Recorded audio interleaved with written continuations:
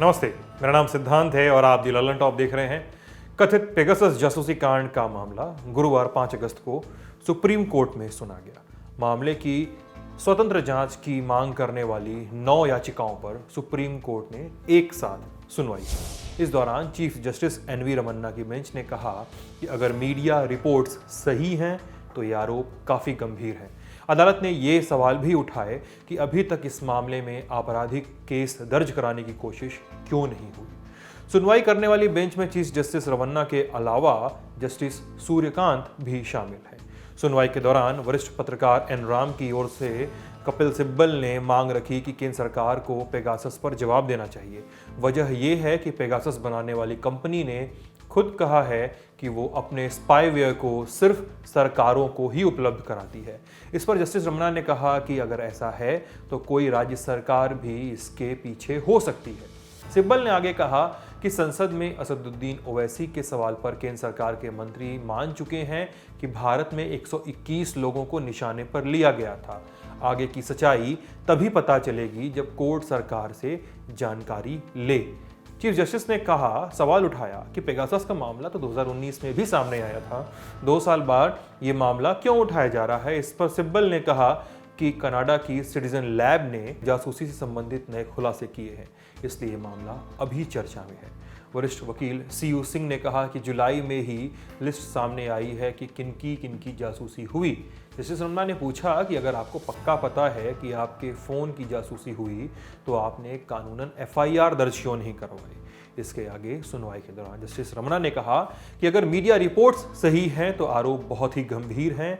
मैं ये भी नहीं कहना चाहता कि याचिका में कुछ भी नहीं है। कुछ याचिकाओं में कहा गया है कि कोई असर नहीं पड़ा है और कुछ में बताया गया है कि फ़ोन हैक हुआ है, लेकिन किसी ने आपराधिक मामला दर्ज कराने की कोशिश नहीं की है। इस पर सिब्बल ने कहा कि हमें तो अभी पता चला है कि सुप्रीम कोर्ट के एक रजिस्ट्रार और एक पूर्व जज का नंबर भी इनके निशाने पर था। सीजेआई ने कहा कि हम मानते हैं कि ये गंभीर मसला है, लेकिन एडिटर्स गिल्ड को छोड़कर सारी याचिकाएं अखबारों की खबरों पर आधारित हैं। जांच का आदेश देने के लिए हमें कोई ठोस आधार नहीं दिख रहा है। उन्होंने कहा कि जिन लोगों ने याचिका दायर की है उन्हें ज़्यादा जानकार और संसाधन संपन्न होना चाहिए। उन्हें तथ्यों को सामने रखने में और ज़्यादा मेहनत करनी चाहिए। खंडपीठ ने कहा कि इस मामले में विदेशी कंपनियां भी शामिल हैं। ये एक जटिल मसला है। वरिष्ठ वकील अरविंद दातार ने कहा कि आईटी एक्ट की धारा 43 के तहत हम मुआवजा मांग सकते हैं, लेकिन बिना जांच के कैसे पता चलेगा कि इसका जिम्मेदार कौन है। टेलीग्राफ एक्ट के तहत सीमित दायरे में ही मामला दर्ज किया जा सकता है। उन्होंने कहा कि इस मामले में विशेष जांच की जरूरत है। अभी तो सिर्फ 300 लोगों के नाम सामने आए हैं, ये 3000 या 10,000 भी हो सकते हैं। सुप्रीम कोर्ट ने इस मामले में केंद्र सरकार को औपचारिक नोटिस तो नहीं जारी किया, लेकिन याचिका की कॉपी केंद्र सरकार के लॉ ऑफिसर को सौंपने को कहा ताकि 10 अगस्त की अगली सुनवाई पर वो आ सके। इसके अलावा ये भी बता दें कि वकील एमएल शर्मा की ओर से दायर की गई याचिका में प्रधानमंत्री और गृह मंत्री को भी पार्टी बनाया गया है। सुनवाई के दौरान एमएल शर्मा ने याचिका से नाम हटाने की अनुमति मांगी। इस पर चीफ जस्टिस ने कहा कि आपका जो मन है करिए। जनहित याचिका दाखिल करने वाले एमएल शर्मा ने एक मौके पर कपिल सिब्बल को टोक दिया, तो इस पर सीजेआई रमन्ना ने कहा कि सिब्बल सीनियर वकील हैं, उन्हें अपनी बात रखने दीजिए। कोर्ट एमएल शर्मा की खिंचाई करते हुए कहा कि आपने एक दिन सीजेआई के पास शिकायत दर्ज कराई और अगले ही दिन रिट दाखिल कर दी। आखिर हमारे रुख का इंतजार तो करते। सीजेआई रमन्ना ने शर्मा से कहा कि आपकी याचिका में अखबारों की कटिंग के अलावा क्या डिटेल है। आप चाहते हैं कि सारी जॉब हम करें, तथ्य हम जुटाएं।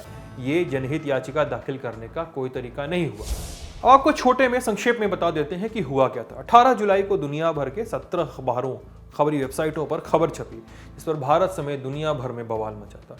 खबर ये कि इजराइल में सर्विलांस का काम करने वाली कंपनी यानी एनएसओ के डेटाबेस में दुनिया के हजारों लोगों के मोबाइल नंबर मिले हैं। इजराइल की इस कंपनी का नाम एनएसओ है। अब इसके जासूसी करने वाले स्पाईवेयर का नाम पेगासस है।